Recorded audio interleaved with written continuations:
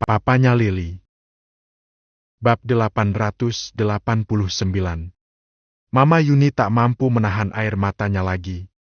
Ia menggeleng pelan, lalu menggenggam tangan Aska dengan kedua tangannya, jemarinya dingin dan bergetar. Mama nggak pernah membenci Lily, ucapnya terisak. Mama nggak pernah berniat begitu. Hanya saja semuanya terlalu mendadak. Aska menatap mamanya lama. Ada kelelahan di wajahnya, tapi sorot matanya tetap tajam, penuh kesungguhan. Mama cuma butuh waktu. Lanjut Mama Yuni lirih. Tapi Mama akan belajar menerima Lily. Dia cucu Mama, darah kamu. Mama sudah melihatnya? Mama mengangguk, ada senyum tipis di sudut bibirnya. Ya, dia mirip kamu. Matanya, hidungnya, bibirnya. Dia seperti pantulan kamu dalam bentuk kecil. Aska mengulas senyum penuh bangga.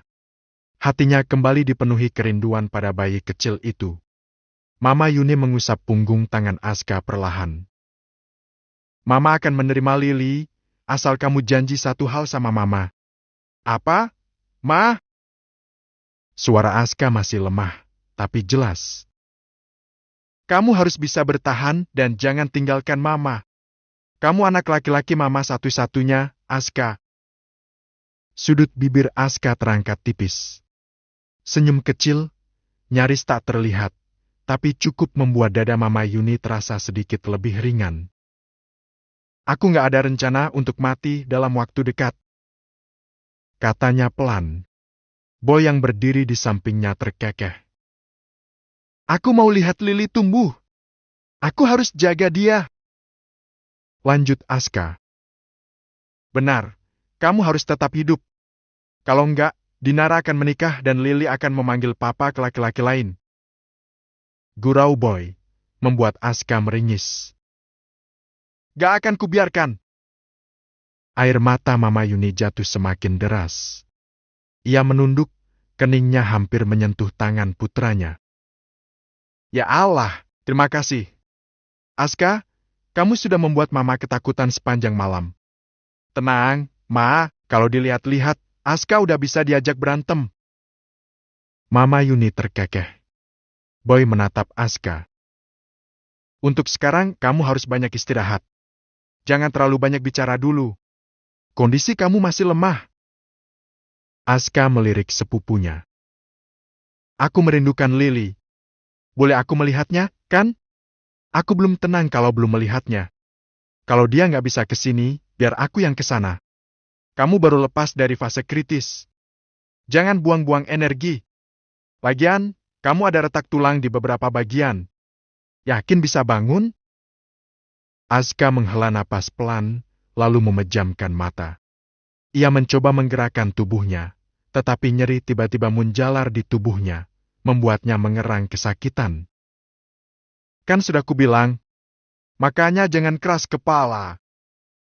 Beberapa menit kemudian, perawat masuk membawa berkas dan memberi isyarat bahwa pemindahan sudah bisa dilakukan. Monitor dilepas satu persatu, infus diperiksa ulang, oksigen dipastikan stabil. Pasien akan dipindahkan ke ruang perawatan, ujar salah satu perawat. Mama Yuni mengangguk cepat. Ia mengusap wajahnya, mencoba menenangkan diri sebelum Brankar didorong keluar.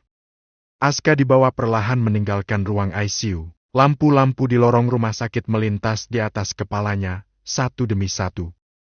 Matanya setengah terpejam, napasnya teratur, tapi pikirannya hanya tertambat pada satu nama. Lily. Nama itu masih berputar di kepalanya ketika pintu ruang perawatan terbuka pelan. Aska baru saja dipindahkan ke ruang perawatan ketika pintu terbuka perlahan. Langkah kaki yang masuk terdengar pelan, seolah sengaja ditahan agar tidak mengganggu. Zain berdiri di ambang pintu sejenak, menatap Aska yang terbaring dengan wajah pucat dan tubuh penuh perban. Ia mendekat, lalu berhenti di sisi tempat tidur. Terima kasih, ucap Zain dengan suara rendah namun sungguh-sungguh. Kalau bukan karena kamu, entah apa yang terjadi pada Dinara. Aska membuka mata sepenuhnya. Ia mengangguk pelan, tidak mengatakan apapun. Gerakan kecil itu sudah cukup sebagai jawaban. Lili dan Dinara gimana? Tanyanya kemudian. Suaranya masih lemah, tapi jelas. Mereka baik-baik saja. Jawab Zain. Lagi istirahat di ruangan lain. Cuma, Lili agak rewel. Raut Aska langsung berubah. Alisnya mengerut, sorot matanya mengeras oleh kekhawatiran yang tak bisa ia sembunyikan. Kenapa? Apa dia sakit? Tanyanya cepat, refleks. Zain menggeleng. Enggak. Dinara bilang habis minum ASI, mungkin perutnya kembung. Aska menghela napas perlahan, mencoba menenangkan diri. Bayi baru lahir agak rewel itu wajar, kok. Kata Bau kemudian. Dunia masih terlalu asing buat dia. Zain diam sebentar, lalu melanjutkan ucapannya. Setelah ini, kami akan bawa Dinara dan Lili pulang. Supaya bisa istirahat di rumah. Aska menoleh, menatap Zain lurus-lurus. Aku titip Lili dan Dinara. Tolong jaga mereka. Zain membalas tatapan itu tanpa ragu. Insya Allah. Di ruangan lain, tangisan Lili kembali pecah. Dinara menggendong bayi itu dengan kedua tangan gemetar. Ia sudah mencoba menenangkannya, mengusap punggung kecilnya, mendekapnya ke dada, bahkan baru saja memberinya ASI. Namun Lili tetap menangis, suaranya serak kecil, seolah ada ketidaknyamanan yang tak bisa ia ungkapkan. Kenapa lagi, sayang? Bisik Dinara lirih, nyaris putus asa. Tangisan itu tak juga reda. Lili terus menangis, menggeliat kecil di pelukannya, membuat dada Dinara terasa semakin sesak. Tangisan Lili masih pecah ketika pintu ruangan diketuk pelan dari luar. Boy dan Zain masuk hampir bersamaan. Boy langsung menangkap raut lelah di wajah Dinara, sementara Zain melangkah mendekat dan menurunkan suaranya. Din, sebaiknya kamu pulang dulu. Ucap Zain hati-hati. Kamu juga butuh istirahat. Dinara menggeleng pelan tanpa sadar. Tapi, papanya Lili gimana? Tanyanya cepat. Nada suaranya bergetar. Aska sudah sadar. Jelas Boy. Barusan dipindahkan ke ruang perawatan. Kondisinya stabil, cuma masih lemah. Dinara terdiam. Dadanya naik turun. Ada lega yang menyeruak, tapi bersamaan dengan itu muncul rindu yang menekan. Apa aku boleh melihatnya? Tanyanya lirih, hampir seperti permintaan yang takut ditolak. Boy mengangguk tanpa ragu. Boleh, tapi setelah itu kita pulang. Ucap Zain. Dinara mengangguk. Maira mendekat dan merangkulnya. Zain membuka pintu lebih dulu. Dinara berdiri perlahan, menyesuaikan Lili di pelukannya. Langkahnya pelan, penuh kehati-hatian, seolah setiap langkah membawa beban perasaan yang berat. Saat pintu ruang perawatan terbuka, Aska sedang terbaring dengan mata setengah terpejam. Namun begitu melihat Dinara masuk membawa Lili, matanya langsung terbuka lebar. Pandangan itu berhenti pada bayi kecil di pelukan Dinara. Air mata jatuh tanpa bisa dicegah. Mengalir begitu saja, membasahi sisi wajahnya yang pucat. Bibirnya bergetar, napasnya tersendat. Lili! Dinara mendekat. Ia berdiri di sisi ranjang, menurunkan Lili sedikit agar Aska bisa melihatnya lebih jelas. Tangisan Lili mulai mereda, berganti dengusan kecil yang lembut. Aska mengangkat tangannya dengan susah payah, jari-jarinya gemetar. Ia tak menyentuh, hanya berhenti beberapa senti dari wajah kecil itu, seolah takut menyakitinya. Alhamdulillah. Bisiknya. Kamu baik-baik saja. Air mata terus jatuh. Dadanya terasa penuh oleh syukur, rasa bersalah, cinta, dan janji yang diam-diam ia tanamkan sendiri. Ia menoleh pada Lily, suaranya semakin pelan, hampir seperti rahasia yang hanya mereka berdua dengar. "Tunggu Papa sembuh ya, Nak," bisiknya lirih. "Setelah itu Papa akan ajak kamu ke rumah baru kita." Dinara menunduk. Air matanya ikut jatuh, menetes di pipi Lily yang hangat. Lily menguap kecil, lalu terdiam di pelukan ibunya, seolah mendengar janji itu dan menyimpannya di hatinya yang masih polos. Tidak bisa bergerak. Dinara tidak lama berada di ruang itu. Setelah memastikan kondisi Aska membaik, ia ikut pulang bersama Zain dan Maira. Saat akan meninggalkan rumah sakit, mereka sempat bertemu dengan Ivana. Wajah perempuan itu pucat, matanya memerah, rambutnya sedikit berantakan. Namun Dinara bahkan tidak menoleh. Ia berjalan lurus, melewati Ivana begitu saja. Tidak ada kemarahan yang ditunjukkan, tidak ada kata-kata. Hanya sikap acuh yang dingin, seolah Ivan hanyalah bayangan yang tidak lagi memiliki arti. Maira pun melakukan hal yang sama. Zain berjalan terakhir, posisinya sedikit menghalangi Ivana dari Dinara dan Lily. Sorot matanya singkat, tajam, lalu berpaling. Ivana tertinggal sendirian. Sementara itu di dalam ruangan, Aska masih belum bisa tenang setelah kepergian Dinara dan Lily. Tatapannya kosong, menatap satu titik di langit-langit. Boy yang sejak tadi duduk memperhatikannya segera menyadari perubahan itu. "Kepikiran apa lagi?" tanyanya. Aska menghela napas pendek.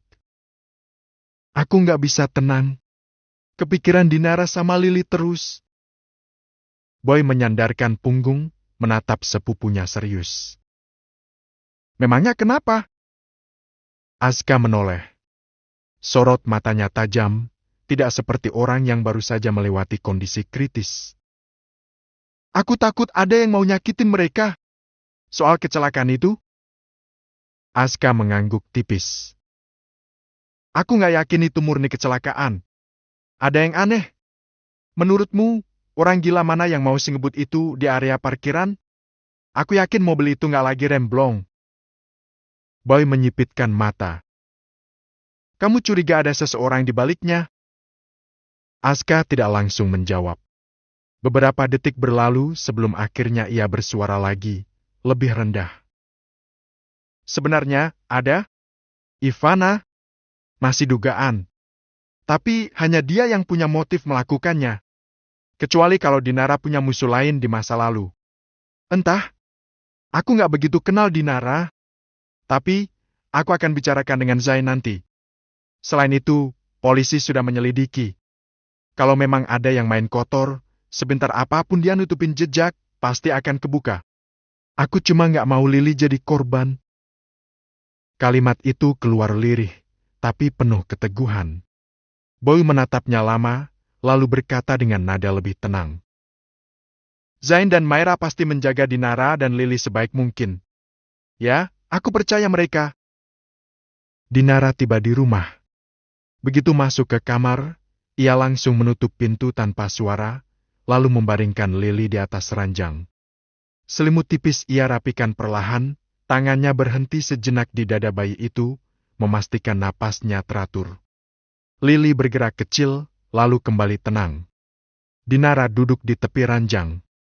Matanya menatap wajah mungil itu lama, tapi pikirannya tidak sepenuhnya berada di sana. Bayangan Aska terus muncul, wajahnya yang pucat, matanya yang basah, suara lirihnya saat memanggil nama Lily.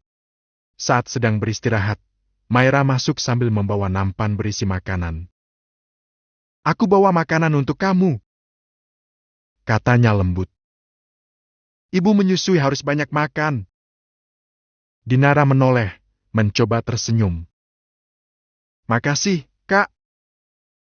Maira memperhatikan wajah Dinara sejenak. "Kenapa, Din? Masih memikirkan Pak Aska?"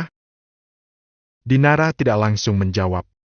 Ia hanya menunduk, jarinya mengusap punggung tangan Lily pelan. "Iya, aku masih kepikiran dia. Takut kenapa-kenapa." Maira mendekat, lalu duduk di sampingnya. Tenang. Di sana ada kakak Boy. Setidaknya itu yang membuatku agak lega.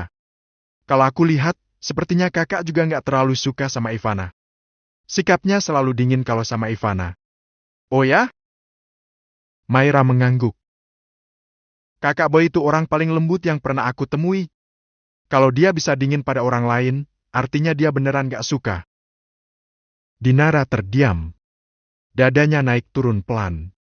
Ucapan itu tidak sepenuhnya menghapus rasa khawatir, tapi cukup memberi sedikit ruang bernapas. Matanya kembali jatuh pada Lily yang tertidur tenang, sementara pikirannya masih tertambat pada lelaki yang terbaring jauh dari mereka, dengan kecemasan yang sama besarnya. Di sisi lain, Brian baru saja tiba di rumah. Senyum tipis langsung terbit di wajahnya begitu melihat Aisyah duduk di sofa, matanya fokus menatap layar televisi. Video tentang cara merawat bayi baru lahir sedang diputar. Beberapa kali Aisyah menghentikan tayangan itu, lalu memutarnya ulang, seolah takut melewatkan satu detail pun. Aisyah memang banyak belajar akhir-akhir ini. Ia mengisi waktu menunggu kelahiran anak pertamanya dengan membaca dan menonton apa saja yang berhubungan dengan bayi. Kehamilannya sudah masuk bulan ke-6, dan perutnya tampak jauh lebih besar dibanding kehamilan normal. Hasil USG menunjukkan 2 janin laki-laki tumbuh sehat di dalam rahimnya. Brian mendekat tanpa suara, lalu memeluk Aisyah dari belakang. Dagunya bertumpu ringan di bahu sang istri. Serius banget calon ibu, ujarnya sambil tersenyum. Aisyah terkekeh kecil. Belajar dikit-dikit, biar nanti kalau bayinya lahir nggak panikan. Ia lalu menoleh. Kamu dari mana, Mas? Tumben telat pulang. Brian mengusap perut Aisyah pelan sebelum menjawab. Habis dari rumah sakit? Lihat ke Aska. Raut wajah Aisyah langsung berubah. Gimana keadaannya sekarang? Lebih baik, sayang. Jawab Brian jujur. Tapi ada beberapa tulang yang retak. Kayaknya bakal butuh waktu buat pulih. Aisyah menghela napas pelan. Syukurlah, yang penting Kak Aska selamat. Aku nggak bisa bayangkan kalau sesuatu yang buruk terjadi. Mama Yuni pasti sedih. Brian mengangguk. Pelukannya mengerat, seolah ikut menyimpan doa yang sama, sementara Aisyah kembali bersandar di dadanya. Tangannya melingkar di perut yang menyimpan 2 kehidupan kecil. Oh ya, Mas. Aku mau ikut kelas senam hamil. Boleh, nggak? Boleh, sayang. Aku baru mau saranin. Nanti bisa barengan sama Bian. Aisyah tersenyum senang. Ia peluk suaminya erat. Tapi ingat, harus hati-hati. Siap, Bapak Negara. Keesokan harinya, Aska terbangun dengan perasaan yang aneh. Bukan nyeri yang paling pertama menyergapnya, melainkan rasa berat yang tak biasa di tubuh bagian bawah. Ia menarik napas pelan, lalu mencoba menggerakkan kakinya. Namun, tak ada reaksi. Kakinya seperti mati rasa.